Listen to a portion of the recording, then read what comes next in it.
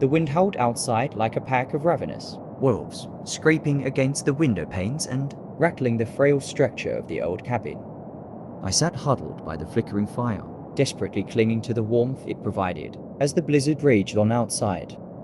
The snow fell relentlessly, creating an impenetrable curtain of white that swallowed everything in its path.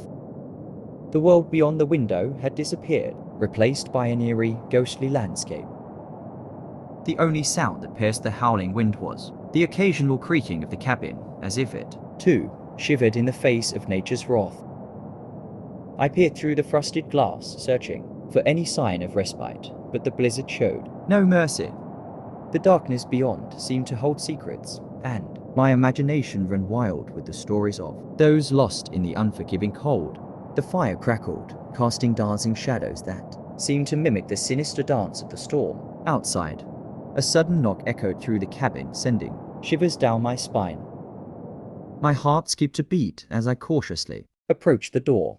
With trembling hands, I turned the handle, and the door creaked open, revealing nothing but a wall of snowflakes swirling in the frigid air. The cold pierced through my clothes like icy needles, and I slammed the door shut, my breath visible in the chilled air.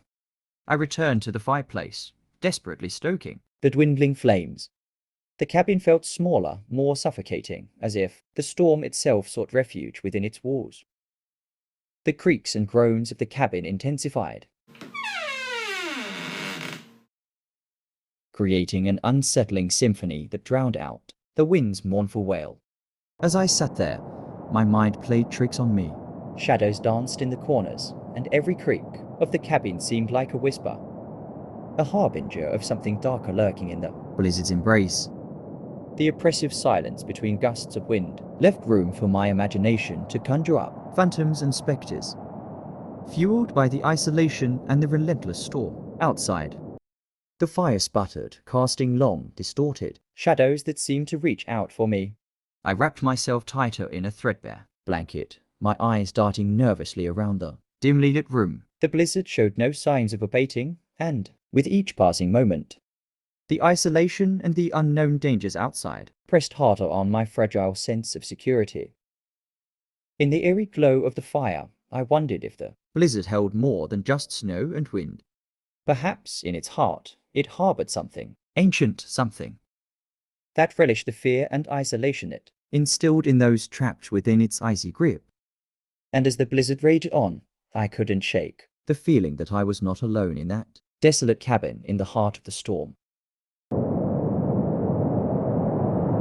The blizzard came out of nowhere, swallowing the landscape in a furious whirl of snow and wind. I found myself stranded in a remote mountain cabin, the only refuge I could find against the relentless storm. The windows rattled violently, and the howling wind echoed through the desolation outside.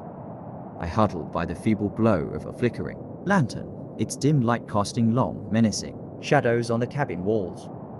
The fire in the hearth fought desperately against the biting cold, and I could feel the icy fingers of the blizzard probing the cabin for any weak points. The wood creaked under the strain, as if the very structure of the cabin recoiled in terror. Peering out through the frost-covered window, I could see nothing but a wall of white. The snow had erased the world, leaving only an impenetrable void beyond the glass. Panic clawed at the edges of my mind as the isolation sank in, and the realization dawned that there was no escape from the blizzard's icy embrace. In the midst of the storm, strange sounds began to emerge, a haunting symphony of whispers carried by the wind. It was as if the blizzard itself spoke in hushed tones, sharing secrets only the bravest should hear. I strained my ears, trying to discern the source of the eerie murmurs that seemed to echo from the heart of the storm. Suddenly, a sharp knock echoed through the cabin, sending a shiver down my spine. I stumbled back, my heart pounding in my chest.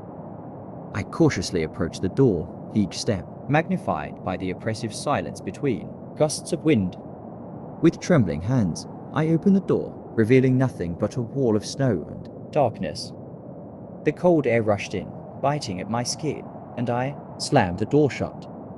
I returned to the feeble warmth of the dying fire, but the shadows danced more menacingly now. The air inside the cabin felt heavy with an unseen presence, and a chill settled deep into my bones. As I scanned the room, I could almost swear that the dim corners held something otherworldly, something watching, waiting. The lantern flickered and went out, plunging the cabin into complete darkness. Panic seized me, and I fumbled for a match to relight it. In that moment of utter blackness, I felt a presence, an icy breath on the back of my neck. I turned, but there was nothing there. The match flared to life, and the feeble light revealed only the empty cabin. Yet the feeling of being watched lingered. As the blizzard raged on, I realized that the storm had brought more than snow and wind. It had awakened something ancient, something that thrived in the isolation and darkness. I sat there, surrounded by the relentless storm and the unknown, haunted by the unsettling certainty that the blizzard had brought with it not only the cold of winter but also the cold touch of the supernatural.